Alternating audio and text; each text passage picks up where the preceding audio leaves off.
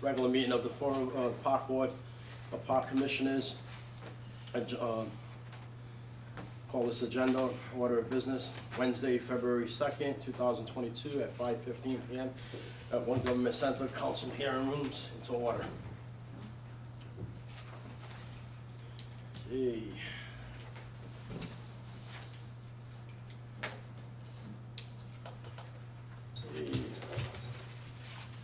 Pursuant to Mass Open Meeting Law, pursuant to the Open Meeting Law, any person may make an audio or video recording of this public meeting, or may transmit the meeting through any medium. Attendees are therefore advised that such recordings or transmissions are being made, whether perceived or unperceived, by those present and are deemed acknowledged and permissible.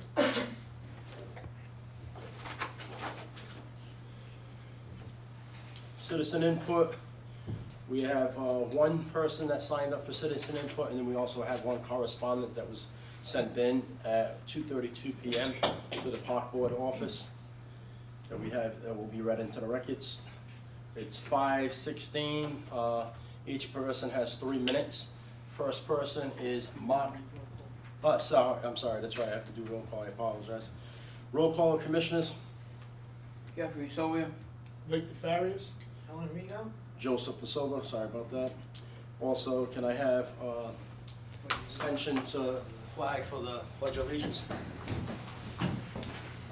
Pledge allegiance to the flag of the United States of America, to the republic for which it stands, one nation, under God, indivisible, with liberty and justice for all. Thank you for that, Commissioner. Okay. Acceptance of the minutes from the January 5th, 2022 meeting. I'll make a motion to accept. Second. Commissioner Farias made the motion to accept. Commissioner Rigo seconded. All in favor, say aye. Aye. Aye. Citizen input. First person on citizen input is Mark Charest. Harris, sorry. 130 Moore Street, renaming of Griffin Park. Please come up. You have 3 minutes. Good evening and thank you. My name is Mark Chikaris. I'm the president of the Corky Row Club in the Corky Row neighborhood of Fall River. As far as the renaming of Griffin Park, and if I have time, I have just a clarification question, but James T. Griffin, Air Corps gunman, gave his life during World War II fighting for our country. From the Corky Row neighborhood, we hold a lot of functions there. It's an integral part of our community and sort of our outdoor space as well. We do feel the park should remain named as it is. We don't feel that Mr. Griffin's service should go overlooked. At the same time, we understand and we are amicable to a dedication within the park, whether it be some sort of tree memorial for the young man Miguel San Giorgio, who passed away there tragically last spring. But we have no issues with the memorial. Again, a tree planting, and I'm not sure if the petition was to rename a basketball court. Obviously, we have no issues with that. But the renaming of the entire park, we would like to see remain under, Sergeant Griffin's name. Okay. And still have time, so. I just had a clarification if it was to rename the whole park or if it was to just have a dedication in there, because it was just a little bit confusing. I saw a couple of different. Paperwork and so forth. So I was just curious if. Can we answer that? Yeah. Okay. So on the November 3rd meeting, the proposal was to come for a basketball court. We had said at that time that we believed that there was the basketball court was a different option, that there was a proposal that there might be another person that had been named after. So then we gave them suggestions that we were in favor of doing a memorial bench with a little plaque. Absolutely. In his name, where they made their little standstill memorial where he died, or we could do a memorial tree. Then they suggested about doing, painting the fences orange and everything because of stop the gun violence and that, but there was the motion that we said, and then we said to work with the administration on the solution. So our suggestion was the November 3rd meeting that there'd be a memorial bench there. That, and my specific, thing was, I know I opened up, was the park was named after a World War II veteran. Right, okay. Well, I appreciate that clarification. I appreciate it. Thank you very much. Okay, thank you. We had a citizen input that was sent in at 2:32 PM today to the park board office, and Ms. Smith, I'm gonna have Mr. Smith read this into the record. The letter reads, "Dear Park Board Commissioners, unfortunately, I am unable to attend the February 2nd, 2022 meeting, but I am submitting below citizen input to be read into the record. At the November 3rd Park Board meeting, the attached request was presented to rename Griffin Park to Miguel San Giorgio Griffin Park. The board chair indicated that James T. Griffin Park was named after a veteran. Mr. Perry said the administration already has a request to rename the basketball court and/or playground, and perhaps they could put a bench or monument instead. There were other options discussed that were not in the original request, such as a monument or painting of Griffin Park fence orange, and the park board motioned to have the petitioners work with the administration to come to a solution. The planning board has the renaming of Griffin Park to Miguel San Giorgio Griffin Park item on their agenda at the February 9th public hearing, and the letters submitted to both the park board, city council, and planning board are attached. There does not appear to be any changes to the proposal since the park board meeting. Where are the solutions the park board discussed? Since the original request was submitted to the board, the petition has changed numerous times, including an online petition that requests the name change to Griffin San Giorgio Park instead. It has now come to my attention that the petition will be changed yet again back to the request that the playground name is changed.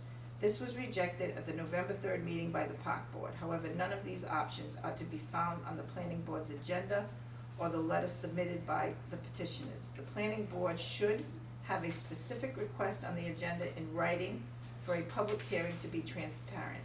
For this reason, I request that the park board take a roll call vote and send in writing exactly what their motion was and include the options discussed that they are in favor of prior to the February 9th meeting.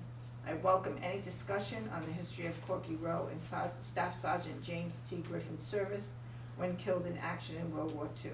The playground was originally named after him in 1945 at the end of World War II. Sincerely, Chris Ann Tyrell, Fall River resident, Corky Row, World War II Gold Star family, 153 Martha Street, Fall River, Mass.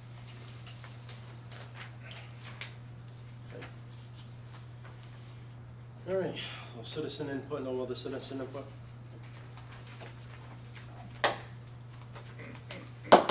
Close citizen input at 5:23 PM. New business. Item A, notice of public hearing from the planning board, a renaming of Griffin Park, 4th Street.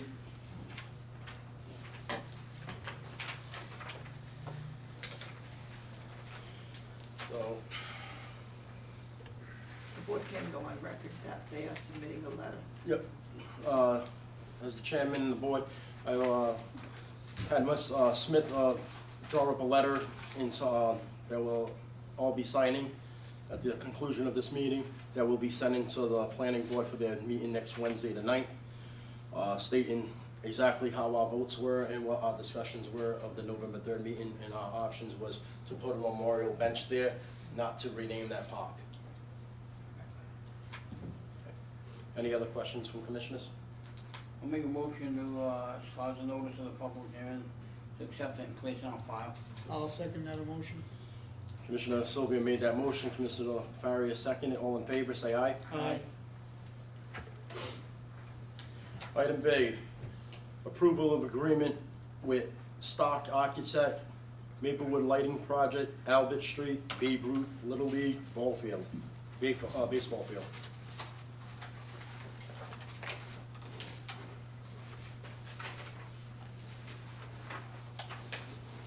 So you guys are all aware, this is the money they were awarded to replace the light, the baseball field lights from the Community Preservation Act, right, Mr. Perry?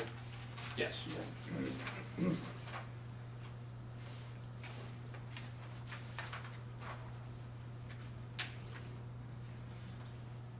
The game plan is if we award this, this is gonna try to get this done before the season. This is required for us to get this project moving along and hopefully, yes, have Yep. everything done before. Awesome. It's a great project. Any commissioners have any questions, concerns? Commissioner Sylvia?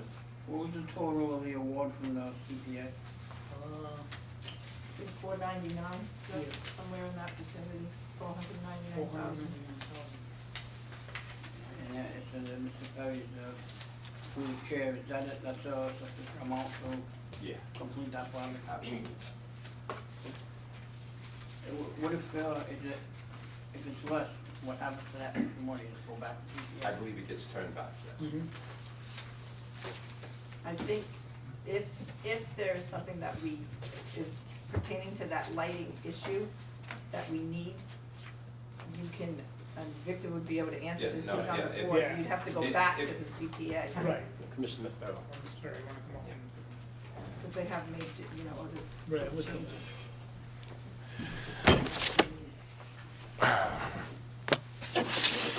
Yeah, so the money, the funds that were allotted for the lighting project, if any of them are not used, it would need to be turned back. If there's anything else to do with that project that would need to be done, we'd have to go back to CPA and request that, because it'd be a different scope of work in essence, okay?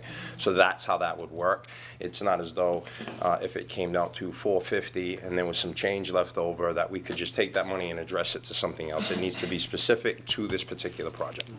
I just want to, have you clarify that. Sure. In the event that it comes in under Mhm. that amount, of course, other parts and other projects. Absolutely. Asking for, well, you have that extra money, Yeah, and so It's not to make Yeah. that clear, where we don't have that extra money. Got you. It's turned back. That's the only question I have. certainly. Thank you. Any other questions or concerns, commissioners? Okay, do I have a motion to accept this? I make a motion to accept. Second. Okay, Commissioner Farris made a motion, seconded by Commissioner Sylvia. All in favor, say aye. Aye. Ayes have it.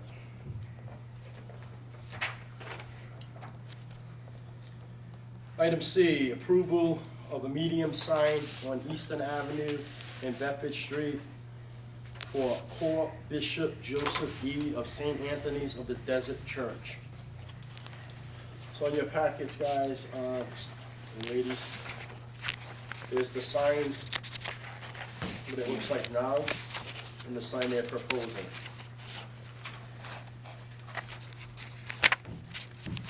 So the original sign is right there on a wooden L-shaped style sign, a pole with the Bishop A hanging.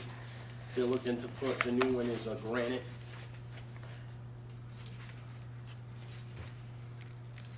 They have that sign, I think it looks nice professionally.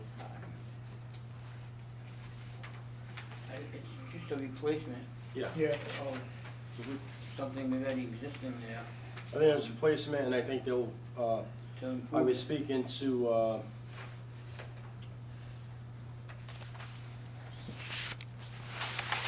I believe he's the bishop or something.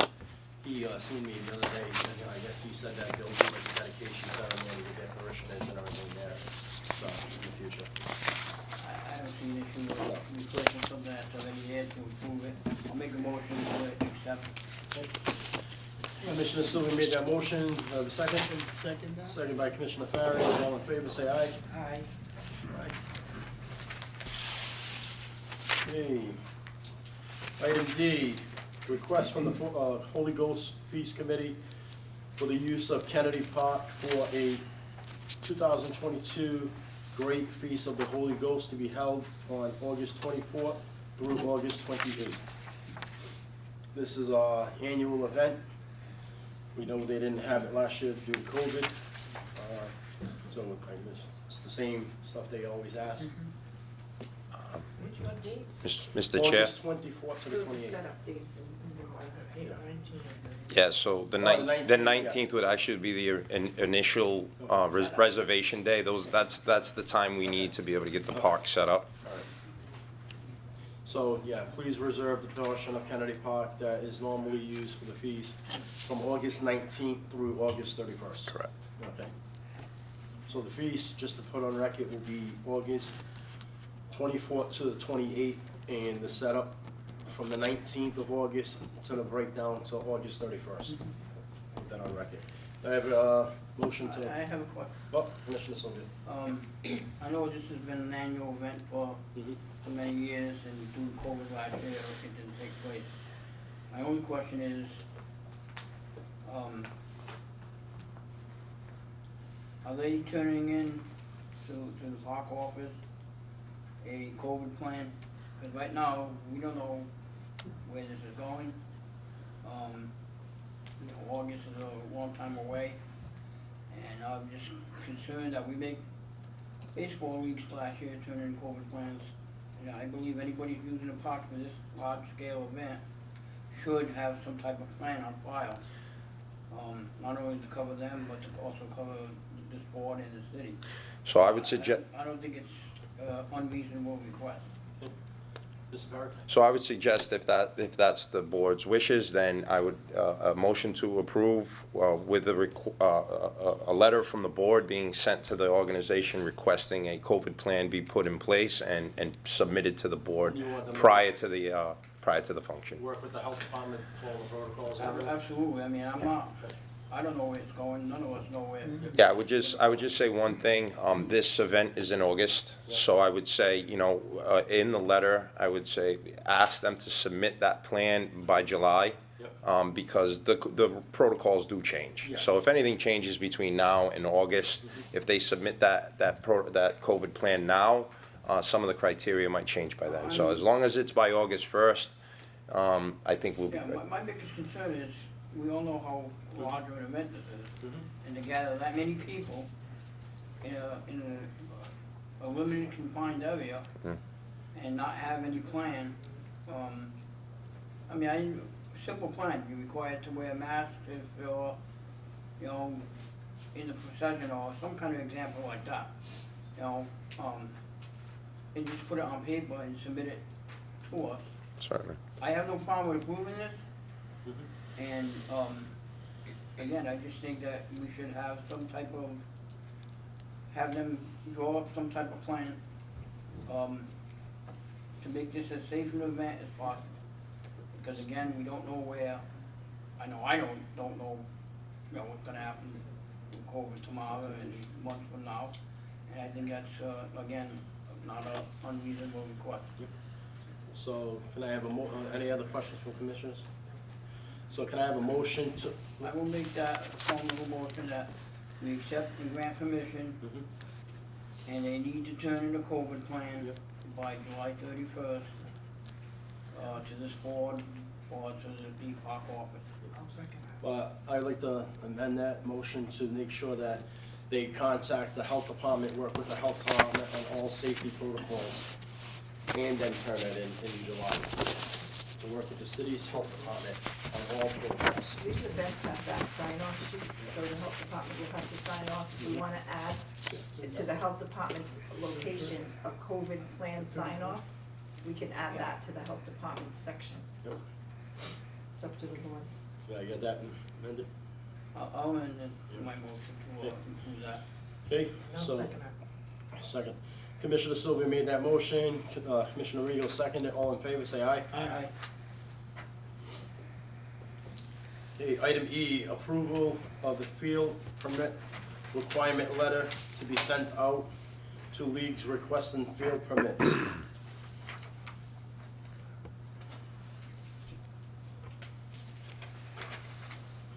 So it's pretty much standard letter that we always send out.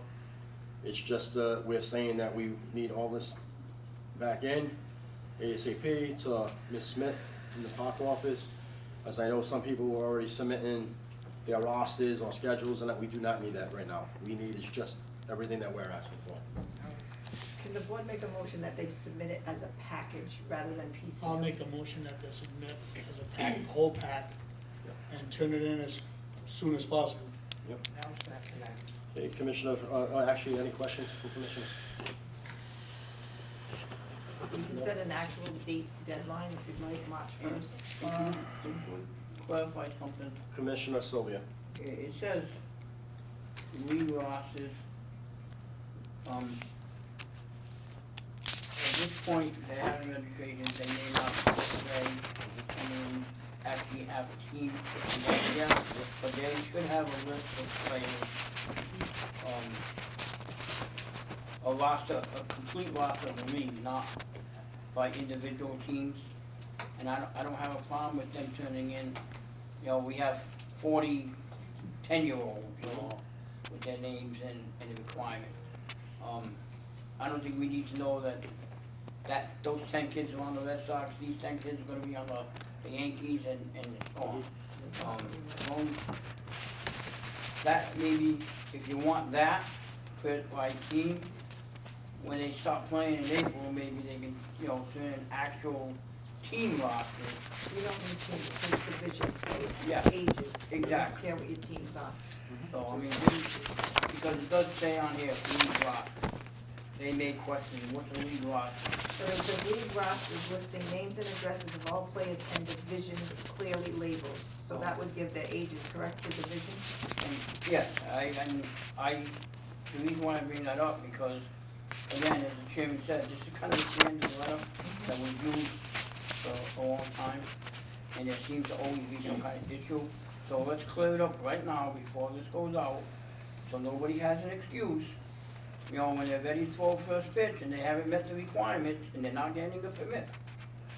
So that's why So do you wanna change it, we can change the language. no, I don't wanna change the language, I just wanna make it clear that you need a list of players that are in your league. They don't have to be put on individual teams at this time.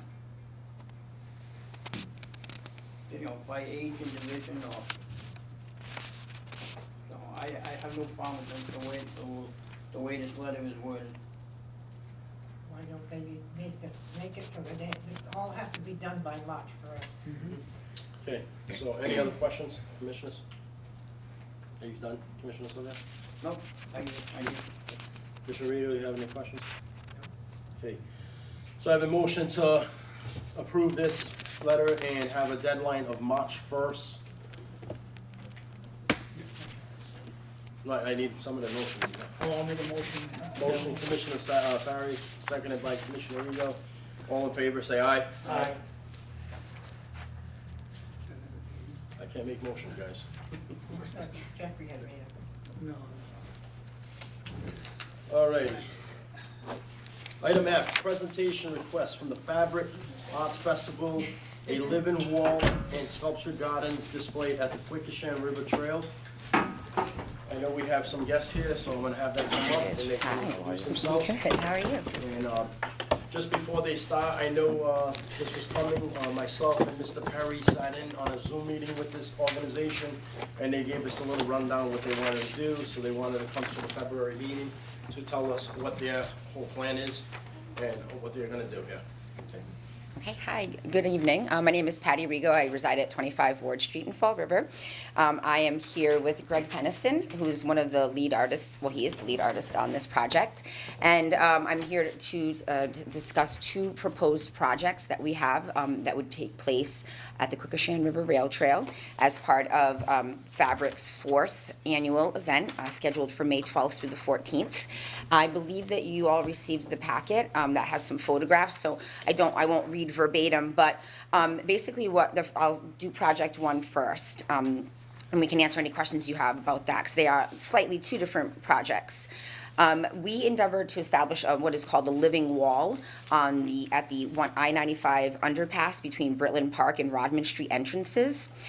This would be in collaboration with a team of professional artists led by Mr. Peniston, who I introduced, and we aim to create a living gallery of art that represents local graffiti artists.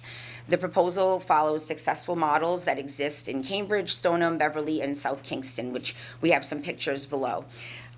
So spaces like this allow established working artists and budding artists in the community to come and paint freely, refining their craft while at the same time becoming stewards of these areas. So while they, it kind of becomes like a code where this is now your work and this is part of your community. They have their own community, these artists, and Greg will speak to that a little bit more. But they will, that will become their space, and they will help to shepherd and make sure that the space is used wisely. These previously neglected spaces turn into vibrant hubs for art making and collective expression.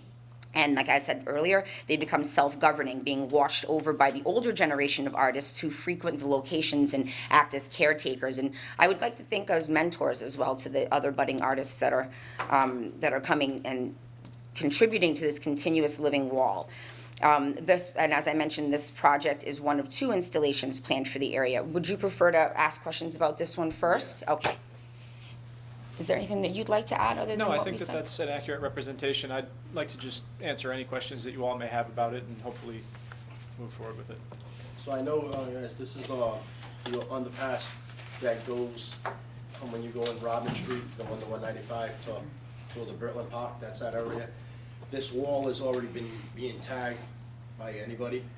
So what they're asking is the permission to do this living wall there, and they will police it themselves, because right now, we would have to police it and have to keep cleaning it up and that, if they're gonna do the work and do the, I know when myself and Mr. Perry had spoke with them, it'd have to be, what was the words, Mr. Perry, that we'd have to come up with, like, it's gotta be like some appropriate messages. Right, and appropriately stuff like that. themed. Appropriate themed. Exactly. I mean, the good thing is, as part of the application that we put in with the Department of Transportation, Mass Department of Transportation, they also have pretty stringent rules and guidelines about what can and cannot be represented. And then we also plan on putting, not only spreading the word verbally, but putting up like a placard that kind of just describes and the respect that's required to make this a success. Right, any commissioners have any, Commissioner Sylvia? I'm glad you mentioned the state. Is there certain, you may be able to answer this, certain commits or things they have to acquire from the state, since that's state property and? Yeah, state permission would absolutely be required, and that'd be something that the fabric folks would solicit the state for. So it'd be their process to solicit the state for permission to be able to do this project at that. So not only would they have to follow whatever guidelines we put in place, but the states as well. Mm-hmm. So that would be the process that would be required. Are you? Commissioner Farry? So you would be going and putting up the designs there, or painting on it? So yes, the way that it works is it's a pretty democratic process in that we paint it for the festival, both sides, pretty much top to bottom. After that, groups of artists can use it for production pieces, artwork that they would normally do in Kingston or somewhere else. And it will recycle in that regard. There's an event that usually takes place over Labor Day weekend that it would be used for. Also one at the end of August that my partner Ross Mariani would be heading up. So we have a number of artists that are involved in, active or have expressed interest in actively using this space, painting it and keeping an eye on it. So we're gonna ask you that same question. So one of our kids can go over there and spray paint it, and would that be a problem? They could. Ideally, we would not want that to happen. And if that did happen, someone like myself or Ross, who is close by and checks on it frequently, would make sure that that is either gone over or, cleaned up as quick as possible. We want the quality of work to be high enough that people enjoy looking at it without it just slipping into, chaos. Just because we have some kids that like, so would you? Yeah, so I mean, if we look at what's there now, existing, there is a lot of inappropriate things there. So now, and we have a group that's willing to police it themselves, as we said, and paint over something that may be inappropriate. So, they've made a commitment to do that. I see no reason to think that they won't follow through with that. So anything that we can do to change that area and what exists there now is a benefit for everybody. And to echo Mr. Perry's comments, Greg works with most of the street artists, so they do have a respect for him that, like Mr. Perry said, the graffiti that's going up there now, we can't control. They can put whatever they like up there, where we have to go there and take it down and that. With there, he has that respect with them, so they're probably gonna, more chances are, they're gonna listen to him and say, don't, and they're not gonna touch other people's artwork and everything, so I think it's a win-win. I think it's a good idea, and I'm all for it. I probably should have mentioned that we were able to receive letters of support from the Flint Neighborhood Association and also from the mayor earlier today, and I'm gonna drop off copies with Ms. Smith. And that's part of the Niagara Neighborhood Association too, you didn't something in. Oh, no. When we had initially begun our process, Ross, who's a member of the Flint neighborhood, we were initially looking at a larger tunnel that's a little bit further down. So we had gone to the Flint Neighborhood Association and spoke with them, and they gave us support for that one. You know, hopefully in time we can just keep putting different artwork all the way down the path. That's, One success at a time. yeah. So we're asking for your permission now. Yeah, I have to talk to my board we'd love to come and talk to you. When do we leave? tomorrow, I'm gonna do it tomorrow. Okay. March it is. March it is. My calendar's pretty open right now. And then, so the second project is, in addition to the living wall, the team also proposes the installation of a sculpture garden, which would be located just south of the same tunnel near the Rodman Street entrance to the Kwikkeshan River Rail Trail. This follows the successful and well-received installation of the sculptural bench that's currently on the trail from the 2021 Fabric Edition. So working with Lisbon-based artist Maria Ana Vasco Costa, the team proposes the installation of 5 tile-covered sculptures, and there's a rendering in gray below, that are very site-specific artworks. And then I put we put a little something about who she is, and I mean, obviously we all know that Portuguese tiles, I mean, that is extremely traditional, but she certainly renders her art in a completely new and fresh way, which I think is wonderful to meld the old traditions and old ways of doing things with some new ideas. The installation can evoke a small town and also function as small benches and tables for communal use. So it really does take on a functional art form.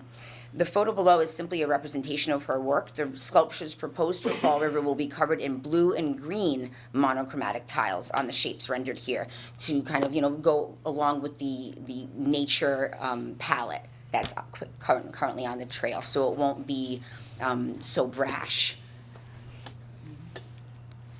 Where does the Flint neighborhood stop on this? Where is this? This Rodman Street here, that's ours. That's that Rodman Street entrance that belongs to the Niagara. Where does the Carlos' thing stop? I'd have to look at the map to see where the layout, over the years, the neighborhood association areas have shifted from time to time, as you well know. So, I mean, that'd be something we could look at, Counselor, Commissioner. But just curious, is there some feeling against the project? Oh, just curious, okay. I can find that out for you. Yeah, certainly. All right. Any questions from any commissioners about this proposal? The only concern I have is, Commissioner Sylvia? obviously, what's there now is graffiti wise. I believe the painting first project would hopefully put an end to that or limit it. So obviously, if we're gonna be able to curb that problem, with organized projects, I don't have a problem with it. The only problem I have with project number 2 is vandalism, as we do in all our parks with new things that we put in. Obviously, the police can't patrol everywhere and be, guarding this.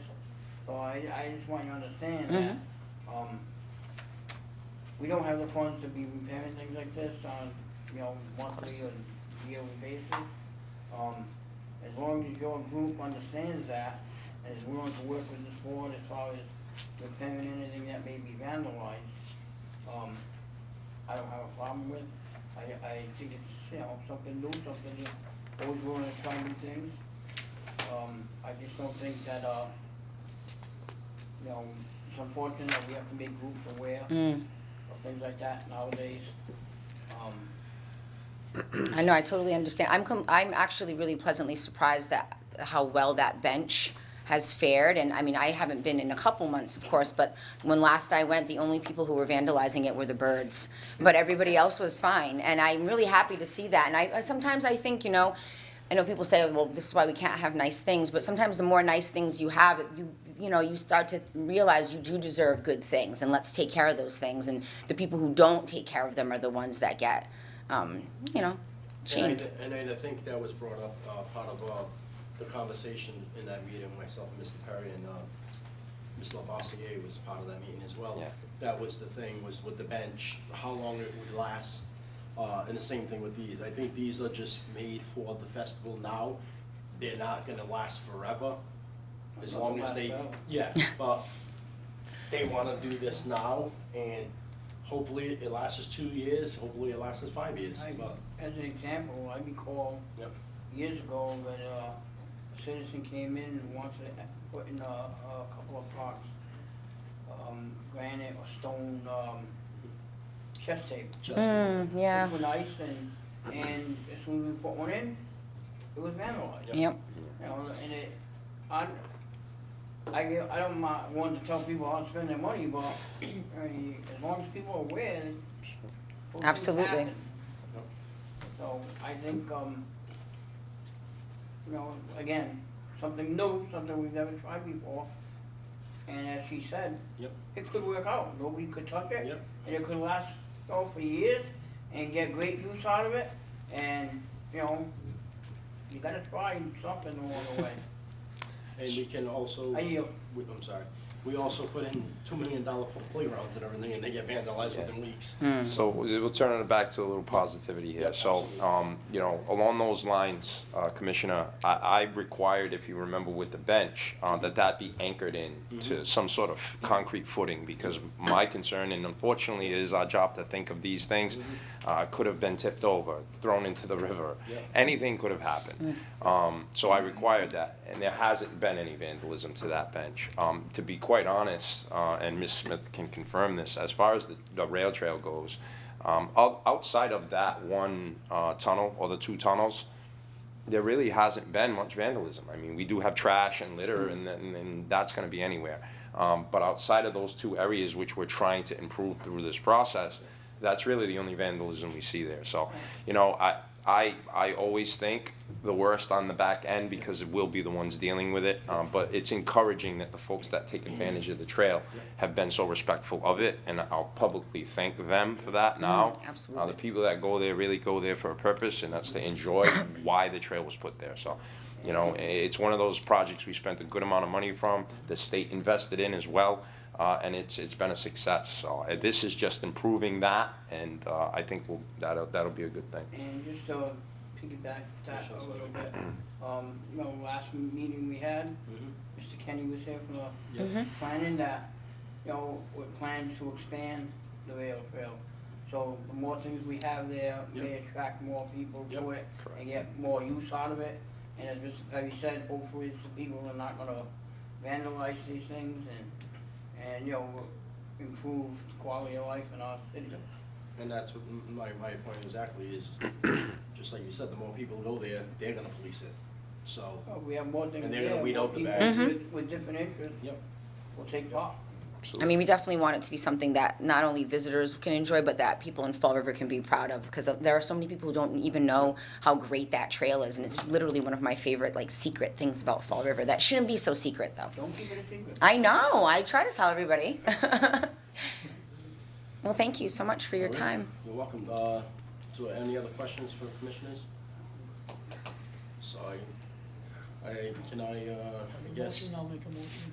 Well, a couple of things I would should say is, the motion should read that they work with the state for their permission to, whatever Mass DOT says for the the wall itself, gives them their permission, they'll work with that, Yeah, whatever Mass DOT and permits they everything. have to get, or whatever. And then, for the sculptures and everything, we would want, like Mr. Perry said, paint it down on cement, bases Let me or talk to something, you. because we don't want things tipping over or somebody getting hurt or something. So, When you go to the state and if they issue some type of permit, Oh, yes, can this board get a copy of it? Absolutely. Mr. Perry or Ms. Smith? sure. And, Patty and I will most likely be working on this together as well, as the city's representative. So once the artists and the group decide what that theme is, I would say I'd ask them in our process to resubmit to the board what that is. Now, I'm not saying that the artists are gonna be able to give you a rendering, but at least the theme of what's gonna go up, so then the board could approve that as well. So as it goes up and as it's changed, we'll know what that's gonna be. Oh, we're doing tiles. The Oh, no, background- not the for this- second, not project two, Yep. project one for the Oh. painting on the bridge. Oh, no, I'm mirroring the tile installation. The background will be larger tile mosaic, painted tile mosaic, and then there'll be artwork underneath that at the ground level. In the tunnels? Yeah. Oh, okay, I'll get you a rendering. gotcha, Yep. okay, excellent. Yeah, we could submit a rendering or, just for your files and That'd be great. whatnot. all right, do I have that motion? Make a motion. Second? Commissioner Farias made the motion, Commissioner Sylvia second, all in favor, say aye. Aye. Thank you very you. much. You guys have a good night. Thank you too. Good seeing you.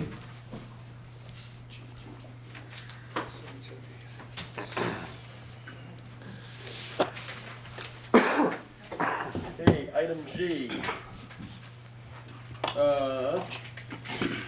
Cemetery items. Item 1 is Arbor Day event at North Park, Saturday, April 30th, 2022. Mr. Pirano? Thank you. On Saturday, April 30th, which is a day after the actual Arbor Day, the Tree Division and Street Tree Planting Program would like to sponsor an Arbor Day event at North Park in which we would plant a few trees in the park and have some of our vendors that we work with come and table, show off their equipment. For example, Davy Resource Group, who's our contracted arborist, has agreed that they can send down some representatives to table and talk about forestry careers and demonstrate some tree climbing. Northeastern Tree Service, our removal contractor, also is willing to send down a truck just to kind of show off the equipment and get the city's young people interested in potential careers in the forestry industry. We plan to reach out to Bristol Aggie, who has a forestry program as well, to let people in the city know that that's a program available to them. And then we're also purchasing, through a grant that the planting program received, a few hundred seedlings that will be given away to attendees to take home and plant trees on their property. So that's the general idea. To Commissioner Sylvia's point, we'll also make sure we submit a COVID plan as we get closer and work with the Board of Health on that front as well. All right. Trees that are gonna be planted at North Park will come off tree farm. They'll either be from the tree farm or purchased either by the division or through the grant for the North Park improvements that we've done some previous tree plantings with. Make a motion to grant permission for number 1. Second. Commissioner Sylvia made the motion. Actually, before we made, any questions? Commissioner? Okay. Commissioner Sylvia made the motion to approve item 1, Arbor Day event at North Park on April 30th. Second. Seconded by Commissioner Farias. All in favor, say aye. Aye. Item 2, final approval of the obelisk engraving at Oak Grove Cemetery expansion. You have 3 packets, Plaza 1, Plaza A, Plaza B, and Plaza C. So each plaza has a distinct theme. The first plaza, Plaza A, is for the armed services. So there's 2 obelisks per plaza. So on the first obelisk is the Army National Guard, United States Army, and the United States Marine Corps, as well as the first for the dedication right up there, the people of Fall River to those who served in our armed forces. The second obelisk in that plaza is the Air Force, Navy, and Coast Guard. The second plaza, Plaza B, is for people who serve as either elected officials or volunteers in government, as well as those who work in public works. So you'll see the three engravings for the first obelisk, as well as the memorial dedication. Obelisk 4 is for our first responders, so police, fire, and EMS. And then Plaza C goes into those who have dedicated their lives to entrepreneurship, science, and engineering. And in these particular obelisks, we tried to find quotes, a few quotes from people who are buried at Oak Grove Cemetery. So Plaza C, Obelisk 5, Lewis Howard Latimer is buried at Oak Grove Cemetery. He's an African-American inventor who worked with Thomas Edison. So we've found a quote, and we would engrave that quote there. The other is Cornelia Otis Skinner, who is an actress, also buried at Oak Grove Cemetery. And the third is Louis McHenry Howe, who was an advisor to FDR. And he is also buried at Oak Grove Cemetery, and FDR actually attended his funeral. So trying to tie in the history of Fall River and those buried at Oak Grove into the monuments in the newer section. So marrying the new part of the cemetery with the whole history of the cemetery and the city. Item how is the black and white photos, right, of his funeral that's in, Yes. located in the office on the pictures? Yep. So that's the proposed engraving. We are on schedule, if we can get this approved tonight, for an early spring, a spring delivery of the obelisks. Any questions, commissioners? If they come in the spring, how long will it take to install? I think a couple of days at most. I'm not quite sure how many pieces they're going to be shipped in. It depends on the overall weight of the obelisks. They're 8 feet tall, made of granite coming from Barre, Vermont.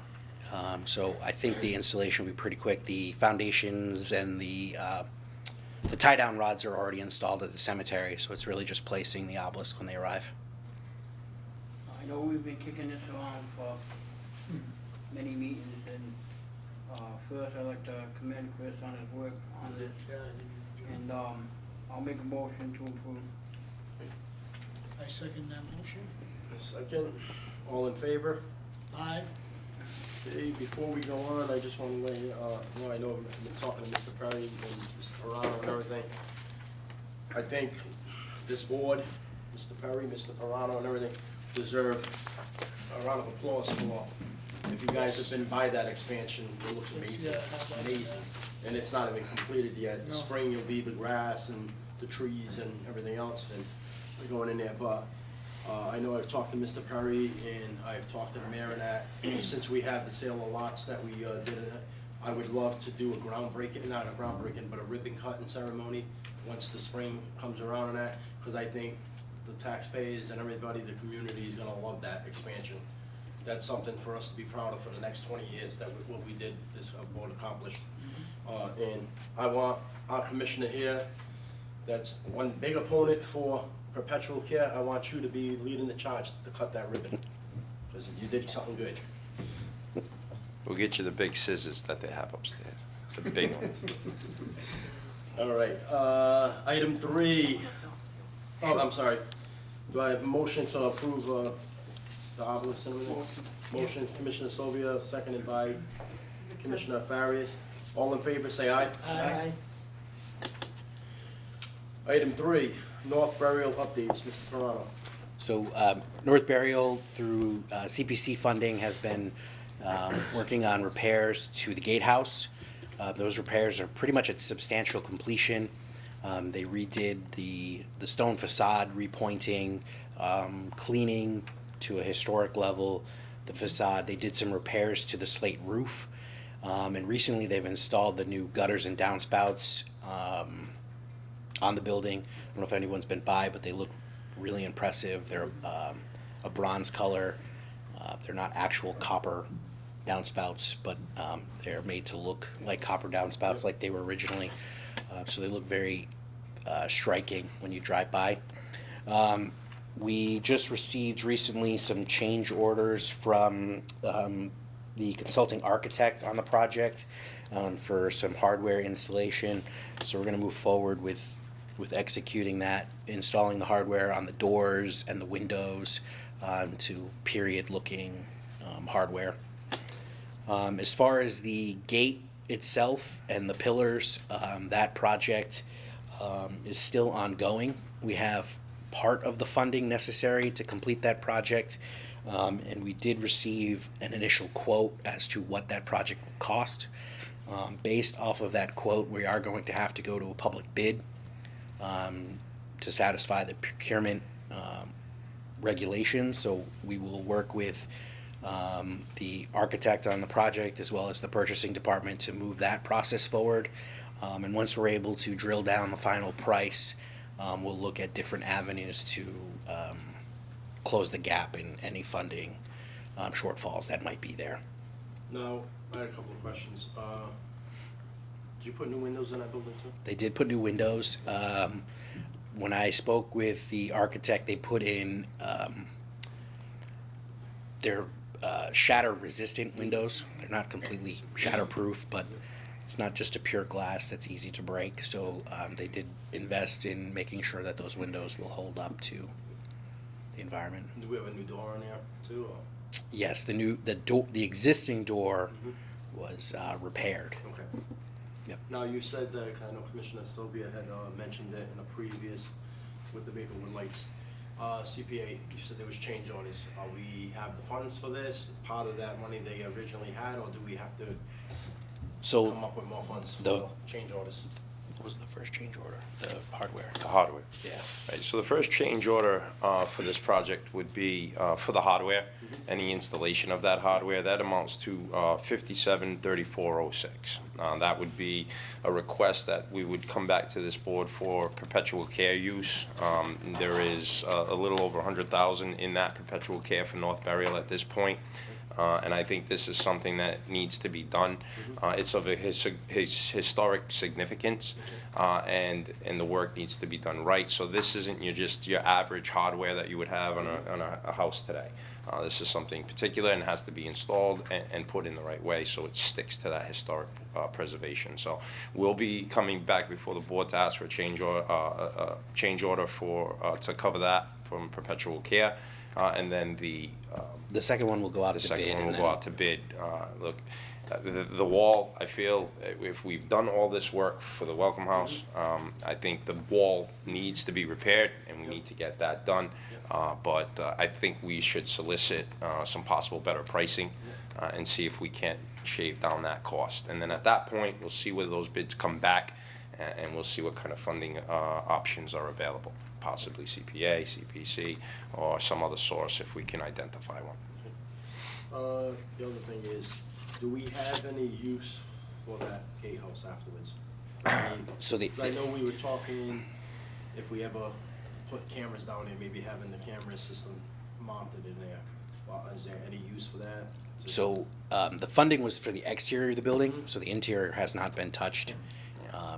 It is in I can rough only shape. imagine, Mr. Chairman, that the interior of that, that project would be significantly more than what you have here. So basically what we're doing is adding an aesthetic Yep. to the outside of the building so that when folks drive by North Burial, they visit North Burial, they'll get a sense of what it actually looked like, when it was operating as a functioning cemetery.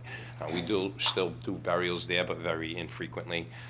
But it's just to get that along the same lines of historic preservation. So the interior of the building is something we could look at years down the road, Right now, I don't think it's feasible to even think that we would be able to tackle that. Yep. But the outside and the work that they've done is terrific, Yep. and we'll take it from there. Well, I know one of my things is, it looks amazing. That's why I told Mr. Perano I wanted to update, because I'm driving by it and it's on my way to my office every day. Yep. So I do check up on the work to see how everything's going and what's coming, how it's coming out. The wall, definitely, the gate, definitely a project that needs it done. But I know I've mentioned to Mr. Perano in the future, I would love to see that them chain link fences come down and really make it look historical, just with the wrought iron fences back the normal way. If we're gonna talk about history, let's go back to make it look like really history. Yeah, so, I mean, that's something you could actually maybe piggyback on the request for funds if you'd like to redo the interior of that building. So, but again, down the road, as we move forward, those are all things that I think you can really look at. And I agree, that chain link fence takes away from that historical look, but something we can talk about in the future, certainly. All right, any John, questions? On that Mr. gate Farris? video, they ever find the gates to go to, Yeah, the Yes. gates, we have the gates, yes, we do. Gates, Yes, we do, absolutely. So And they'd be that the matches original the- gates that were there originally, yeah. yeah, cause when I was talking to, the engineer down there, and he was trying to figure out if we had them, and I wasn't Yes, sure. yes, we do. Okay, great. Thank you. And speaking of the gates, are they gonna need to be repaired? Are they Yes. damaged Yes. already? Yeah, Absolutely, absolutely. That would be part of that project. Okay. thank you, sir. Yes, sir. Any other commissioners? So I had a motion to approve North Burial updates. Motion. Second. Second, Commissioner Sylvia made the motion, seconded by Commissioner Rego. All in favor, say aye. Aye. Item 4, updates of supply chain issues. Columbia at Oak Grove Cemetery. Is this, This is part of the expansion, so I wanted to give an update. The supply chain issues have hit us as well in our expansion endeavor. We initially, through our general contractor, were able to get columbarium procured through a certain vendor. They have run into significant issues acquiring the granite, shipping the granite to their facility, and putting together the columbaria.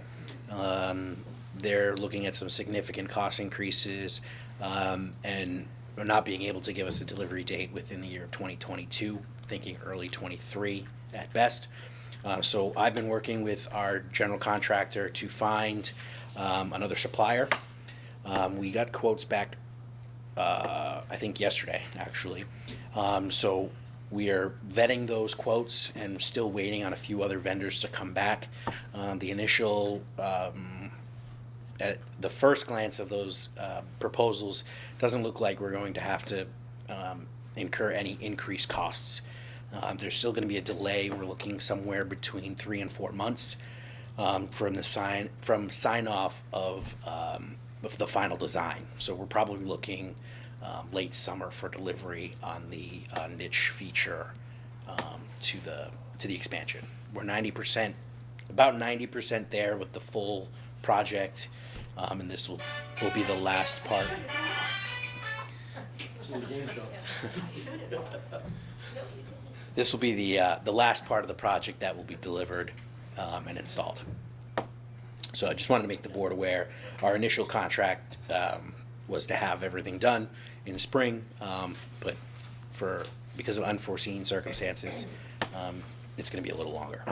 Just the information for the commissioners, the columbariums are the 4 columbariums, but I think we approved to install 2, and then as the years go on, we'll install the other 2 or 1 at a time as we go. But I know when I saw Mr. Perron was telling me the update about it, we do still have a lot of room up at the top behind Yes. the office for columbariums. So it's not like we can't do any columbariums at Oak Grove, because we do have a lot of space still at the one that's located behind the office. Do you have any questions, commissioners? I have a motion to accept this information. Item 4. Commissioner Sylvia made that motion. Do I have a second? Second by Commissioner Farias. All in favor, say aye. Aye. Aye. Item 5, 57 Bush Street, tree removal, roots are lifting up the sidewalk. We had this letter submitted to Park Board. I am writing this letter because we have a tree outside my house that the roots have grown and is lifting and busting up the sidewalk. I personally have tripped up on it and I am 65 years old. I have seen other people trip on it too. Could you please have someone either fix the problem or remove the tree? The address is 57 Bush Street, Fall River, Mass. I would appreciate it if you can bring this letter up to the next board hearing. Thank you so much. I will wait for your response from you if you indeed receive my letter. J. Rogers. So, Mr. Pirano. So the tree was assessed at a fair condition rating and a moderate risk, which is pretty much every relatively healthy tree in the city. So it's not one that I would recommend for removal unless the sidewalks can't be repaired without its removal. So in working with Mr. Perry and the sidewalk crew, if we can remove the panels and install a new sidewalk there without disturbing the tree, then I would think that's the preferred course. If that's not possible because of the root system and working around it, then I would suggest we do remove it to fix the safety concern there. How large of a tree? It's a Norway maple, so it's the standard Fall River street tree. So it's not huge, but it's not small either. Probably 24 inches in diameter at breast height. Have you had anyone go out and check that sidewalk? We haven't checked on the sidewalk yet to see if we repair the sidewalk around it, but we can certainly do that. That's a non-issue. But what we would be looking for today is a motion in the mains of, if the sidewalk cannot be repaired, that the tree be allowed to come down. But if we determine that we can repair the sidewalk around it, leave the tree and repair those sidewalks. So my staff and myself will make that call as far as the sidewalks around the tree. But as Chris said, a healthy tree isn't something we want to take down. So if we can fix that sidewalk, if it's at all possible, that would be the goal around the tree so that it eliminates the trip hazard and saves the tree. That would be the goal. What causes the roots to come up? Is it because the tree wasn't buried So, deep enough? so along the lines of that, we now plant specific species of trees that are, conducive with surviving in a sidewalk. Years ago, trees were planted. I mean, we've had oak trees, These maple trees are big trees. When you plant it, it's smaller. It looks beautiful. It looks beautiful for 15 years. And then after 20, 25 years, that root system just continues to grow and eventually pops the sidewalks up. The thought process years ago wasn't to say, hey, 25 years from now, how big is this root system going to be? But over the years, due to these types of problems, that has come into the thinking of it. So nowadays, what we do is we make sure that the tree is specific, not only for sidewalks, but if you have overhead wires, there are certain species of trees that only grow to a certain height, so that we know that the tree won't hit the wires and create another problem. So we're more proactive with that now than ever. So these trees, as they come down and or are replaced, or the sidewalks are repaired, that's what we do. The Norway maples particularly, those were popular in the 40s and 50s. They were a great street tree because they can grow pretty much anywhere. They can grow in a crack in a sidewalk. They're very salt tolerant, so they do well in winter conditions with salting the roads. So Fall River's not the only one experiencing these problems. It's a larger problem. In the 40s and 50s, they planted these things everywhere. You can't plant them anymore because now they're considered an invasive species. So we won't have that particular problem with this type of tree anymore. The weeping pill tree, when it roots come down, the roots go into the sewer system. Two questions. Bush Street, these are same area that we had the stinky berry trees? Yes. Yeah, I would definitely not, if we can fix the problem, I would, because I really don't wanna be taking down more trees in that area if we don't need to. The only suggestion I would make is until, obviously, we just had a blizzard, so the sidewalks are probably covered in snow and, in that area. And you guys are not gonna be able to assess that anytime soon, not until probably springtime. No, I don't think so. I think we would be able to assess it within the next week. With the rain and the warm might be temperatures able to fix tomorrow, it? we might even be able to look at it tomorrow. Well, just a visual check of it All right. would be something that would allow us to know that answer. Okay. Once we see how much room we have. So basically, we need to make sure that we have ADA compliance, 36 inches to allow for wheelchair access. If we can box that tree and frame around it and pour concrete around that frame and keep that tree pit there and still maintain 36 inches for ADA compliance, then we can repair it. It's basically a room thing. How much room do we have and can we keep the ADA compliance? Well, my question is, you can do that type of work at these kind of temperatures now? Oh, or no, would have the to wait work till would be springtime? scheduled down the road, That's what but I'm saying. the approval today would allow us to determine when we can schedule that, Yep. you know, and go from there. My only other suggestion is until you can actually perform this work in that, I would corner that area off. So I would rather have someone walk in the street along the tree than trip again and. I would hesitate to force people into the street. What I would say is we can certainly spray paint Yeah. orange, Okay. the orange or fluorescent green, the area of the sidewalk that is uplifting. The law is, we need to make every reasonable attempt to make a hazardous situation safe and/or make the public aware that it exists. I just hate And that's to that. have someone 65 years old Yep. and fall again. Certainly. Could you put coal patch, or is it too late? It all depends on how that cold patch would stick. I mean, if it's a crack, a big crack, we could put it in there.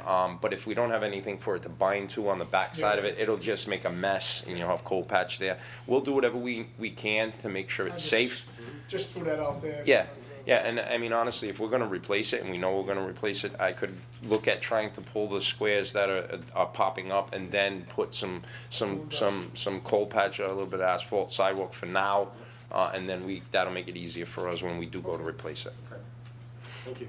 I make a motion that, because of the condition of the tree, we keep the tree and have Mr. Perry and Mr. Pilano evaluate the sidewalk and have their crews, do whatever necessary repairs as not a permanent fix for now, but just to satisfy the homeowner and show that we are concerned about it and we're doing what we can with the conditions that we have weather-wise, and then do the necessary repairs when the weather allows it. I'd like to amend that motion to, if they cannot repair the Thank you. problem, to remove the tree. Thank you. We can't repair the problem Yeah, then, but that's fine. we gotta make it. Right, make we'll sure it's need the on record approval the for right that, way. oh, yeah. Yes, I'll amend that motion and approve that. Thank you, Commissioner. Second that. No All fighting. right. Thank you. Can you just- Commissioner, I just gotta do it the right way. Commissioner Sylvan made that motion, Commissioner Rigo seconded, all in favor, say aye. Aye. Thank you. Item H, review information submitted by Florida National Baseball League and their attorney.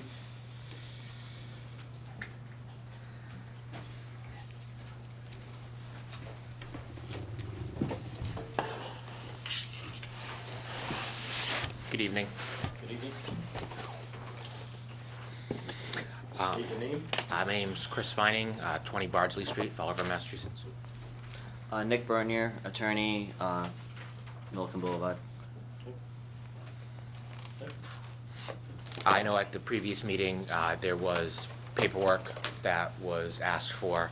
We originally had come for a work on the fields, and then there was questions about the name change or of the league and the legality of the name. So I've been working with Mr. Bernier to get that resolved. We have a new EIN for Fall River National Baseball.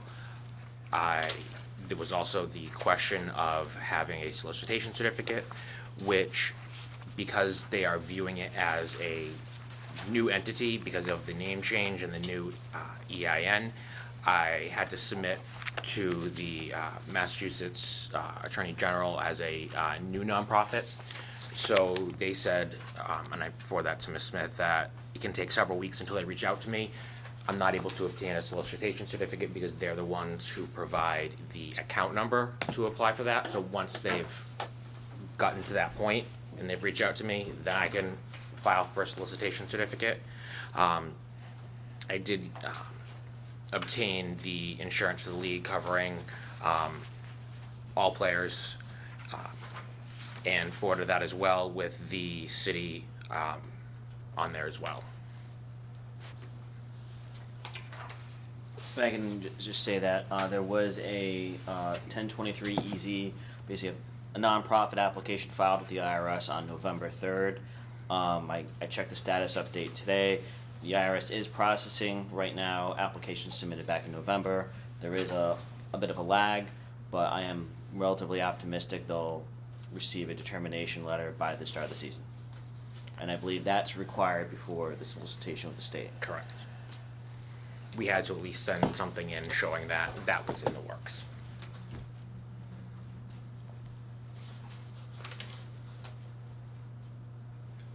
In the past, I've made this statement, Commissioner Sylvia. and I'll stand by it. Obviously, you submitted paperwork, it's in front of us there, showing that you've gone through the process, and we understand that, you know, government, the wheels of government sometimes doesn't move fast. And, you know, I'm glad to see that you're in the process with the name change and getting, you know, that, things in order with that new name change. The only concern I had when I went through this packet was, I, at the last meeting, asked for an opinion from Corporation Counsel, and I believe Mr. Vining, and we all agreed that we'll work together. You'll work with your attorney to work with Corporation Counsel to determine whether the AAU status is under one umbrella, one name, or it's two separate entities. When I went through this first, my initial reaction was, it's been a month and I don't see anything, unless Ms. Smith can correct me, anything from Corporation Counsel. We've had issues with Corporation Counsel in the past with our requests. And I will still stand by what I said in the motion I made at the last meeting. I would like Corporation Counsel to clarify whether it has to be two separate entities, or can it be two different organizations under one league name, or however you wanna put it. And that's my concern. My concern is not denying any field work that needs to be done, or limiting kids playing. My concern is that you're covered, and I'm not a lawyer, so I don't know. And this board's covered, and the city's covered, so, because we all know, Chris, you know, when people change boards of directors and people come and go from leagues, sometimes things happen. And I'm not accusing anybody of anything, I'm just making it clear that sometimes when you think you have this and then you find out you don't, and now you have issues. People think they're paying for one thing in this entity, but the money was spent over here. I'm just trying to cover everybody's bases, and that's why I want a legal opinion from Corporation Counsel. I have no problem with voting on this, but I still want that legal opinion from Corporation Counsel to cover this board and to cover you. That's simple. And I know you did. Attorney Bernier? Sure. Yeah, I would say that Attorney Rumsey proactively reached out to me. He called me, and we discussed. His concern, what he told me, is his concern for the city was the insurance issue, and the liability for the city of people of children using the parks. So I reached out to Mr. Vining, and he obtained the insurance that you see in your packet. It does cover the city. I believe it covers the city for both organizations. I believe that was his main concern. I can't speak as far as a legal opinion from Attorney Rumsey, but I do believe we've at least covered the insurance aspect of it. Before we could send the documents that you're looking for from Attorney Rumsey, we needed all the documents that are being presented here tonight. So there's no way that Attorney Rumsey could tell us if the hitmen were covered under the policy of the Fall River National until we got the documentation that is being submitted here Right, so tonight. now when we have that information, we can forward would it. imagine we can forward it to the attorney, but this attorney can render his opinion as to whether he believes the hitmen, and then we'll have the corporation counsels. Okay, that's what I want. I want the two attorneys discuss it, and if they agree, fine. If they don't agree, why don't we agree? And again, to cover everybody's bases, so to speak, we're talking about baseball, so let's cover the bases. And Right? Because the simple fact is, like I just mentioned, if I'm paying X amount of dollars for my son to be on a hitman, and the season starts and things go on, and money's being spent for the other part of it, well, that's not what I paid for. So, and vice versa. So people need to know if it's under one umbrella, so to speak, or if they're two separate financial entities. That's all I'm concerned about. Okay, I'm not concerned about if they wanna spend their money on fixing the field or whatever, fine, I'm all in support of fixing the field. But I don't wanna, halfway through the season in July or something, and this room is full of people complaining because they paid for this and didn't get that and it went to somewhere else. If it's one group and they decide how to spend their money, that's fine. But I think if we're going through all this paperwork with the state and getting EIN numbers, and you're gonna have to file taxes and things like that, let's cross our T's and dot our I's. That's all I'm saying. so everything that comes in will be filed under the Fall River National Baseball Inc., that EIN number. We do a monthly total with a breakdown, anything related to AAU. It is all in one account. It is able to be clearly seen what goes to what. AAU purchases, whether it be equipment, field, practice facilities, is used just for that. So even in the insurance part, I further looked at it with AAU, as long as you have insurance from a league and you're able to show proof of insurance, that is not a problem. So, for instance, on the insurance, we project a number of children in an age range, and that is how it's broken down. I put it that way so it has more than enough to cover anyone related to Fall River National Baseball, under any type of a name. And I can say, at least from a league, I mean, I don't know anything about the AAU or baseball regulations, because I can hit a baseball about as well as I can dunk. If you've seen me, not very well. Yeah, me too. But I would say you do not need a separate nonprofit just to have a separate nonprofit. This is more than one nonprofit's more than enough for them to run a couple different leagues. But obviously he's using best practices. He is accounting for everything, and I don't think that'll be a concern. I don't think it was that you have a separate nonprofit. I think it was if the hitmen could be under the liability of the small kids. Oh. Same insurance. Well, the insurance actually breaks it down for 12 and under, and then 13 to 15. So whether it's regular season, 13 to 15, or whether it's an AAU 13 to 15, it does not, it's the same. Is that stated in what you gave us? Yes, because it has, on the paper that I sent you, it has already covered sports, baseball 12 and under, baseball 13 to 15, with the city of Fall River listed as well. Oh, yeah, okay. Oh, yeah, I see it, I see it. And we have So- no one that is older than that Did it age. may go up to 15? They'll go up to 14, but yes. 14, So But you no longer have an 18, because last year. that's you had correct. 18. Okay. We decided it was Okay. too difficult, so. Right. I had a question too. This certificate of liability, this is for the field improvements, the company? Dorigo? Dorigo? Yes, that is This for, the insurance for that? correct. So this one is for the leagues? Yes, that's. My only question is, in here, it's broken down, general liability, and then, medical payments and everything. What is the automobile, non-owned auto?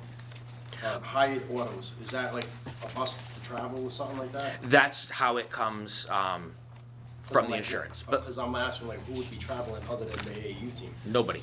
I mean, I would say, you know, Commissioner, that could include, and if Attorney Bernia feels I'm wrong, you know, you have Dorigo Construction come on the field. They'll have insurance, but this policy would also cover us if he happened to hit a pole and knock it over. Well, no, Hit this the is- dugout. This is the Rio, this policy is. No, I get that. What I'm saying is Dorigo will have their own in policy. This strengthens our position Okay. to be covered under liability. So if somebody was to, a member of the league was to drive their car onto, to unload equipment for a game, and then they backed into a pole or a bench, you know, that could be covered under this policy as well.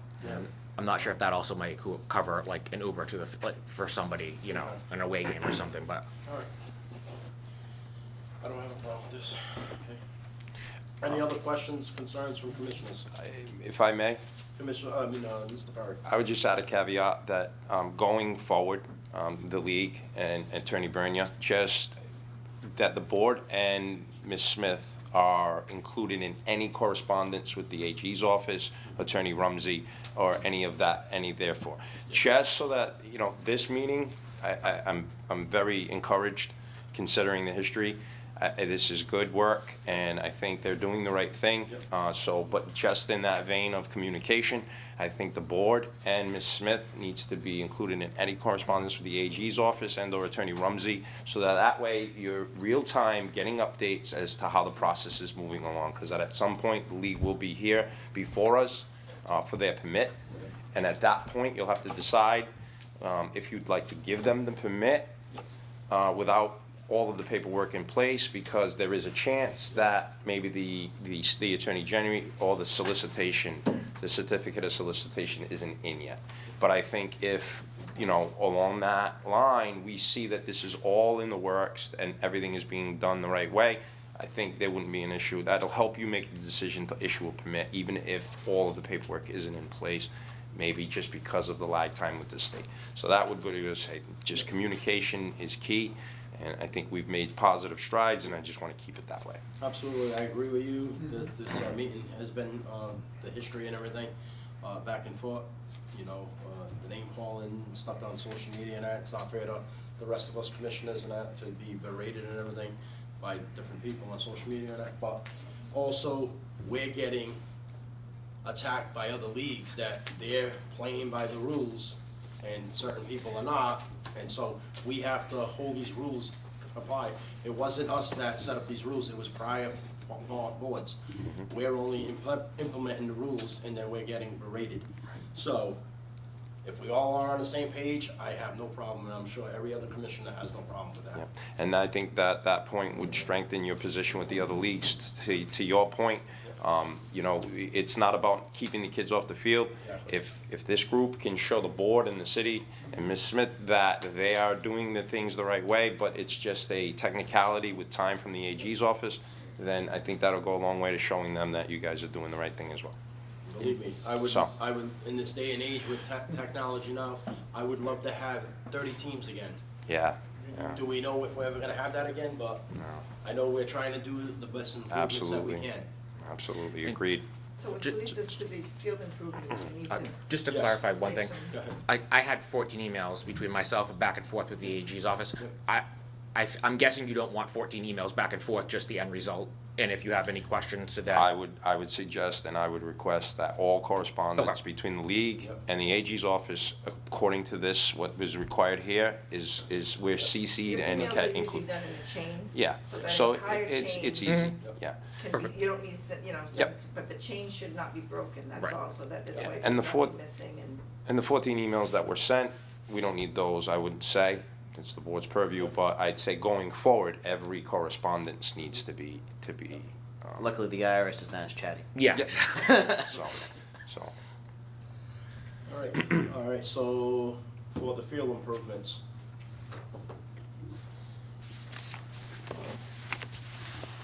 Mr. Perry, how do you feel? I think I think the league and the fields need to, the field's definitely gonna need work, just like all the other leagues. You know, if you have a league that's gonna take responsibility and is actually gonna improve the field, I think maybe we need to start looking at working with this particular league, as long as, again, this is going to show where we're at today from where we were at a few meetings back, is showing that progress is being made, things are being corrected. So I think in that, again, that vein of cooperation and communication, I think it's time to maybe move forward and put the past in the past, and let the league begin their field improvements, and give them an opportunity to show that they're gonna stick to their word and that they're gonna follow through with whatever improvement they may start. And the only people who are gonna benefit are the kids that are gonna use the field, and the city as well, and with the improvements that are made. So I think it's time for us to, in my opinion, my humble opinion, I think we can start to give some permission to get these fields where they need to be, so that when the teams are ready to play, the fields are ready to go. And we just monitor that. And again, any correspondence between Dorigo Construction and the league is just communicated with us, the board, and Ms. Smith. And then that way we can see progress as it goes along. And if the board feels at any point, and I know Commissioner, Mr. Chair, I know you'll be watching it. So if you happen to see that you're going by Dumont and some of it's not going along as well as you might think, or not as quickly as possible, we can request that the league come in and answer to the board's questions. So I would say I think it's time to get these fields where they need to be for these kids and move forward. Are you prioritizing, Chris, one field over the other? Yes, the Dumont ones, correct? yes, the Dumont field too is the main priority, and then Lafayette. Is that the middle field? Correct. And to that too, I see that the cost of these particular repairs are much less than what we were talking about before. Before, Ms. Smith and myself especially, our biggest concern was the money that we would have to kick in if the repairs were not completed. This is a much smaller proposal, where if, God forbid, something was to happen, it'd be a lot easier for us to find the funds to try to finish up what isn't done. So I'm a little more comfortable with that as well, as part of my thinking. And my other thing too is, not to beat a dead horse, but we just got done putting benches down at Columbus and everything, and repurposing benches for the dog park and everything. The only thing that needs to be done at Columbus now is a playground, and we're starting to do that. So as money starts to free up, there might be improvements that we can do at Dumont now in years to come and everything. So, because money's getting freed up from other parks and that. I mean, I know the one biggest not obstacle, but thing is that the backstop at Lafayette is kind of coming apart. So we're trying to tie that as best, but I know that I think may fall under preservation. Like, I know that was talked, so we're not even touching that, but that's the only thing I know of that could be. Myself, Mr. Perry, and Mrs. Smith have been talking about the Kennedy one and Lafayette, about proposing getting that done maybe this year or something. So, I'm sorry, what was that, Kennedy? yeah, Getting what done? senior field.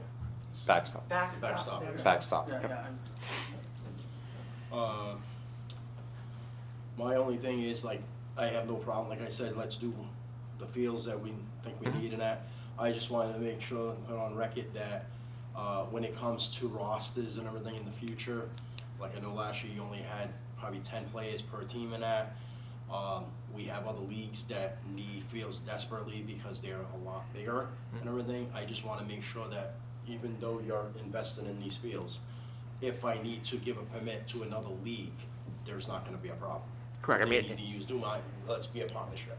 right. I mean, One as league long, helping another league out. I mean, we had Maplewood coming down and practicing on our fields this time, and some of the times we would switch practice to another field. It wasn't an issue. So we've always had issues, whether it be baseball, soccer, especially basketball. Yep. We have more, in the past, we've always had way too many teams Yep. and not enough facilities. Yep. But the board has always worked out Yep. to be fair and equitable, everybody's schedules. I mean, Ms. Smith, I'm sure Ms. Smith can find her time better used than sitting in her office making schedules for leagues to make sure everybody gets as close to the same amount of time as possible. And the, So, and she does a yeoman's job there, especially with the soccer, that's just out of control. I personally know it's her favorite time of year. and it's, You know, again, if everybody works together, and that's all we've ever asked, is to follow the rules and work with us.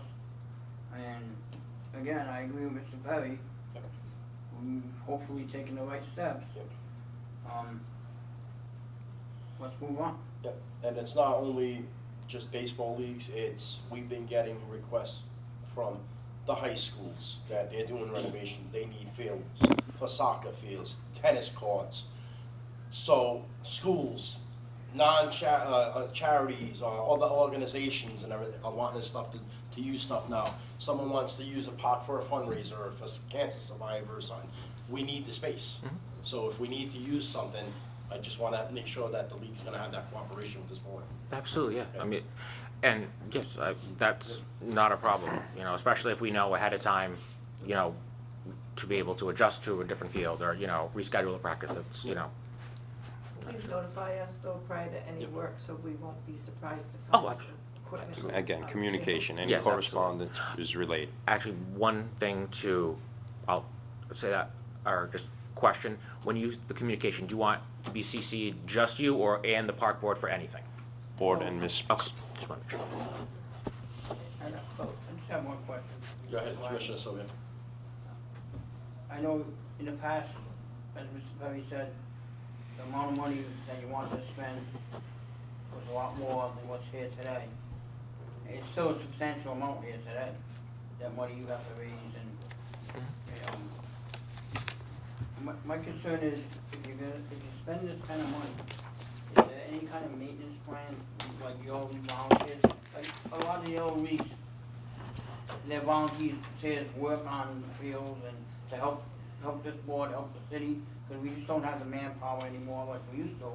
So, you know, everybody wants to play at Fenway Park. When you get Fenway Park, now you want to play at Yankee Stadium.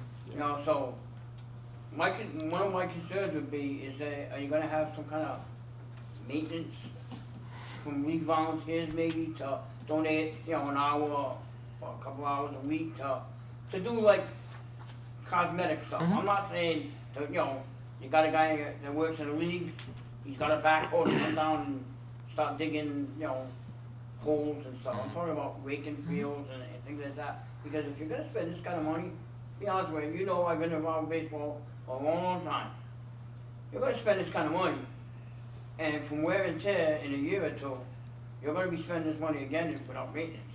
So correct me if I'm wrong, Commissioner, but I think what Commissioner Sylvia is saying is, you know, there are other leagues that require their members, their coaches, even their players at certain points Require would be a bad word. They volunteer and to do it. Yeah, but there, I think, doesn't Some of Maplewood them actually require you to requires play a the certain amount of members. time. Well, So you no, don't know listen, which I'm one not, that is. I think what he's saying is, have you had any thoughts or discussions Yeah. about possibly putting something like that in place for your league?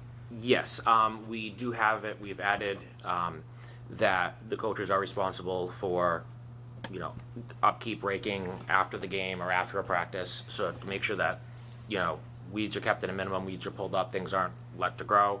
I mean, we have several people on the board who spent last year, you know, working on the fields, you know, between lining, between edging, raking, I mean, working on the third field itself. That's definitely something that we're putting in as we go. Like I said, I know that, you know, what you're referring to, that there are some leagues where there is a volunteer or a fee mandate both in the city and other leagues as well. I don't think we are definitely pushing that at a coach/manager level, and if it's something that the person is not physically able to do, then having a parent teammate have them, you know, maintain the fields as well. You know, because that third field, when it was put in, I don't know, 4 or 5 years, 6 It was years about like ago, I think maybe it was a little 6, longer, yeah. not I think sure. 6, yeah. It was a beautiful field, Mhm. and it went south real fast. I don't know, you know, what kind of manpower you have and whatever, but it was like, it was a shame to see that happen, because it was a brand new field. And so there was all volunteer work. I mean, at one point, I think we had probably, there was easily 70 or 80 volunteer hours put in just to, on the field, that field last year to recondition it and change the depth of it as well, if not even more. So, and that was Yeah, from, to see somebody who's volunteering in an organization to raise money and work hard to raise money to do these kind of projects and then just let it go. So I think, That's all. yeah, I think, can't yeah, make anybody do anything. we could go over and over and over again on that point, but again, like I said to the chair, and I'm sure yourself as well, at this point, after everything we've gone through to get to where we are today, I don't think there's gonna be a lot of eyes on this particular project. So if anything goes astray, I'm sure one of you responsible commissioners will bring that up, so, and then we'll just address it right away. I And have if we one more- address it right away, I think that solves a lot of I our have one more issues. question. Just, I think it was last week, we had that major rain. I went by the highway, half them fields were flooded. Is there anything to improve the drainage there or something? Because you're gonna invest that kind of money, that's flooded like that, it looked like a river. Yeah, when we grade it, that will help. And part of it that, when we looked into it, part of the issue is that within a certain amount of feet from the highway, that is state property. Yep. So that factors into it as being an issue, Yep. is we're working, and part of the reason why the cost is substantially lower is we're working on the playing field, not worrying about, putting in irrigation systems 200 feet away, in the outfield. We're working on getting the field level and playable so it's able to drain more efficiently. There's also a pumping station over there. If that No. pumping station malfunctions, Yeah. that field floods. Yeah, because So- that's what I was just wondering, because I'm like, But they're there's gonna nothing invest we're this gonna kind be of able to money, do it's about like. that. and that was some I looked serious at it, rain, it I was- mean, yeah. that was some serious rain, we I don't mean, get look, that it all was the bad. I time, was like, not wow. sure if on a We regular, have those problems at other fields too. Yeah. Candy Park is an example. Softball field at Baffin at Kupalo, Baffin Avenue and, Bradford and Broadway. Broadway. That field washes away on a normal rainstorm. I can imagine what happened to it last week. Right. And even the other fields, the large field that we just talked about, and the Little League field, everything goes to that corner. It hits that way, and a rainstorm like that, you gotta replace the third baseline. Because on a Little League field, because it's washes away. It happens, that's, the nature of the land. Absolutely. Do you need a motion in a second of the board? Yep, so the motion in a second for the improvements I'll make a and, motion. to accept the paperwork that we have right now and also, No, I'd like him to submit, if he could, okay? submit it as you would all together Mhm. with your, Yep. like, with the letter, just like each other lead. Even though you've given me these piecemeal, I'd Not have a to go problem. back through all my Yeah, not a problem. emails, so if you can Yep. submit it as a package, I would appreciate it. Absolutely. And in that package, if there is a lack of the certificate of solicitation, include the printed out emails with the Attorney General's office. Right. So in place of the solicitation certificate, those can be placed in your packet to show that, yes, this piece is missing, but we have these communications included in the packet that show that it is in the process. Right, and label, if you can label like what you have as an application, this is our document showing corporation entity. So this way, I mean, I'm not used to getting applications, I'm used to getting the final document from the AG's office or whatever, so this way, I'll know what is constituting what particular piece of the puzzle that we're, Absolutely. I can put it on there and name it that way as well, just so there's, yeah. And Pretty clear. from my Make a own note on the personal, document itself. from my own personal opinion, Chris, I just, just so after the meeting is over, maybe some people watch this and say, wow, they're requiring a whole bunch of stuff. I think at the end of the day, we're working together now, and this is great. So it's just along the lines of showing that, the continued trust going forward is gonna be built. It's not anything more or less than we require from anybody else. As a matter of fact, we're allowing, or the board may allow, the field permits, even without certain certificates or requirements, to the chairman's point that other leagues may say, hey, we had to submit everything on point. the league and the board are working together to get you to a good point. I just want to make sure everybody involved and who's watching knows that what we're doing as far as requiring this and requiring that is all just along those lines of building that trust and that relationship back to a good point. So going forward, this process is a lot easier for everybody And involved. these are requirements, Absolutely. as you said, Yep. for all leagues, That's not right. particular leagues, And just all leagues. along those lines, obviously it was a name change and it's a different, Yep. for lack of a better word, business. Mhm. So, again, like I said earlier, about crossing T's and dotting I's. Yeah. Unfortunately, they had to start all over again, but that was your choice to make that Sure. change, and, you know, in the past, not, I mean, in the future now, all you have to do is renew it. One- Absolutely. Good one- stuff. One application and pay the fee and you're all And it's set. done. Good Absolutely. stuff, yeah. So, you know, again, it's unfortunate that it worked out that way, but, again, I won't speak for anybody else, but I like to cross T's and dot I's. I had one more question. I think I already know my answer. I know the answer, but I just wanted to make sure. We have other leagues here that you've seen in other meetings. Your liability covers the whole league, not, we don't worry about other teams having their own insurance and everything, right?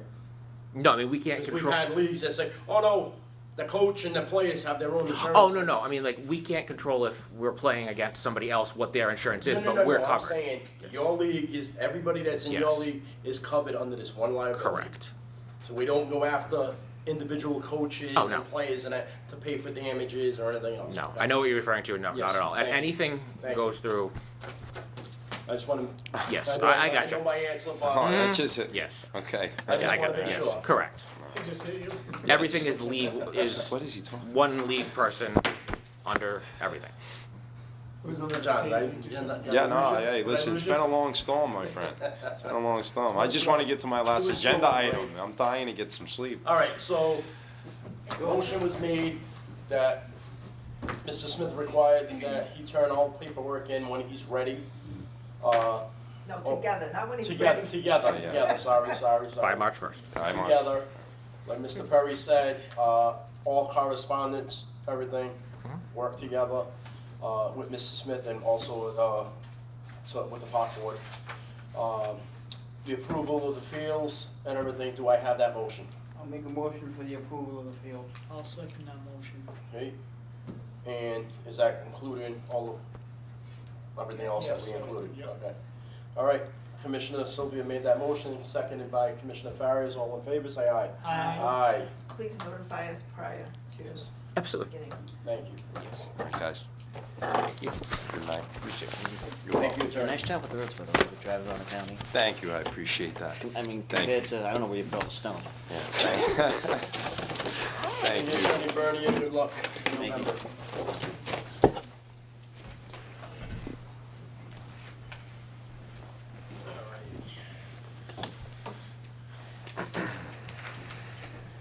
Okay. Item I, North Park Skating Pond, proposed renovations, do skating area and pond, state grant. So Mr. Perry's gonna speak on this. Last week, as you guys know, we had, it was I believe last July? Yeah. Last July, State Representative Fiola had secured $125,000 for North Park for improvements, to do some work and everything. So now that money has to be spent by June 30th of this year. And then we also have another 225, I believe, 210. 210 for more she secured for the, so we'll be coming with they'll be coming with the project for that in the future. But this $125,000 has to be spent, so I know Mr. Perry, I'm gonna turn over the floor to him and he can explain about this. So very simply, as the chair said, State Rep Fiola was gracious enough to solicit the state for funds for North Park improvements.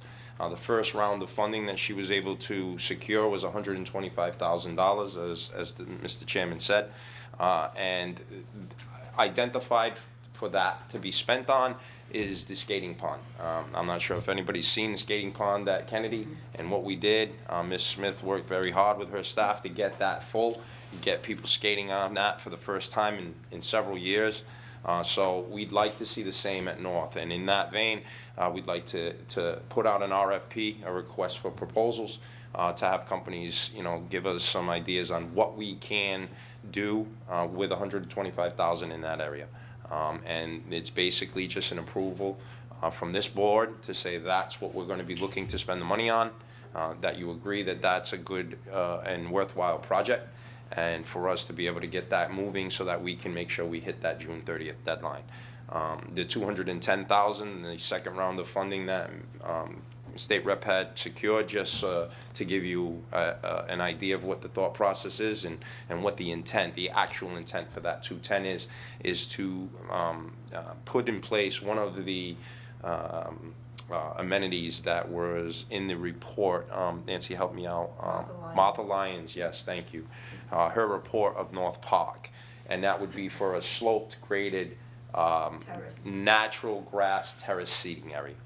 Just above where exactly where the concrete stairs were taken out. So that would be down the road. There's no end date on that money yet, but this money is what we're here to focus on tonight. And I'm just looking for the approval to go out for an RFP to get that proposal together. I'll make a motion that we grant permission to Mr. Perry to obtain the RFP for the skating rink at North Park. Before you go on with the motion, is there any questions from any commissioners? So Commissioner Sylvia made that motion, Commissioner Rigo seconded it, all in favor say aye. Aye. All right. Commissioner inquiries. Any commissioner inquiries? Said enough. I think we should all sing Kumbaya, because this was a very Actually, very encouraging meeting. I'd like to thank, we had a crazy snowstorm and we had a fire. This time I'd like to thank the Fall River Fire Department, Fall River Police Department, Public Works, Fall River EMS, and the Emergency Special Service for a job well done. They Cemeteries, parks. Cemetery, parks, everybody. All They bad did effort. dispatches, everybody that's involved, Team first effort. responders, it was great. I don't know how they saved all that whole neighborhood, but it was a great job, well done by the city of Fall River. And I'd like to thank all you special people that were out there that Thought I night. seen a Here, here. photo of Mr. Perry with icicles. So, It's the beard now. It sticks to from everything. from here to all of you, Thank you. thank you. Absolutely. Absolutely. I just wanna say that Commissioner Sylvia. Mr. Perry already said it, but I'll echo it. It was nice to see skating at Kennedy Park again. I remember, it brought back memories as a kid of falling down a lot. It was much deeper then. Yeah, and Yes. and look, that's no small task. It's and Miss Smith was the one who spearheaded. Actually was proactive about reaching out and seeing if it was if something we wanted to do, and then she followed up and made sure it happened. So thank you to Ms. Smith for that as well. I'm sure the kids enjoyed it. You all enjoyed seeing it again, and that's what we need to do. Continue to get these amenities going in these parks and make these improvements so that they're using them and everybody sees the value of what we have done and what we're pushing to continue to do. So thank you. Speaking of that, I want to echo this. It's just funny how everything went. I had just had this conversation. It was the last meeting, Commissioner Regal was here, and she asked, why don't we decorate Kennedy Park? And then I brought it right to Mr. Perry's attention and Mr. Smith's attention. I'm like, Commissioner Regal was absolutely right.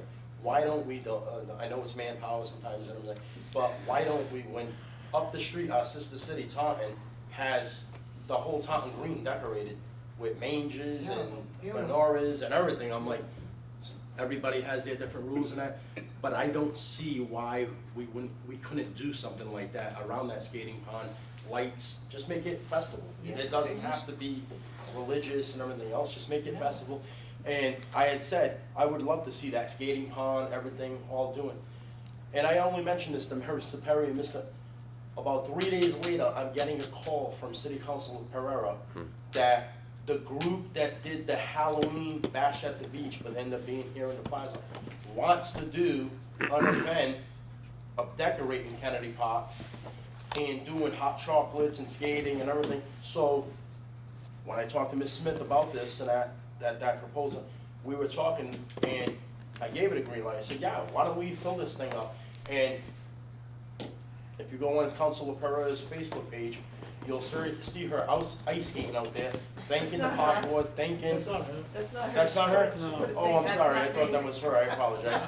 But anyways, it's, somebody ice skate and everything, and, saying thank you to the park board, thank you to Mrs. Smith and the park, for doing it, because Don't rob people banks with enjoyed Joey. it. I took that picture. People enjoyed it, so, thank you guys for everything. Thank you.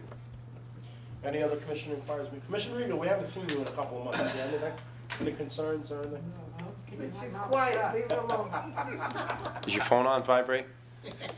I know, I thought I was on the dating show or something. I don't know, I'm waiting for the other shoe to drop now. This has been too cordial, Okay, this you meeting. better All right, adjourn. enough of this, enough of this. Can somebody yell at somebody, Motion please? to adjourn.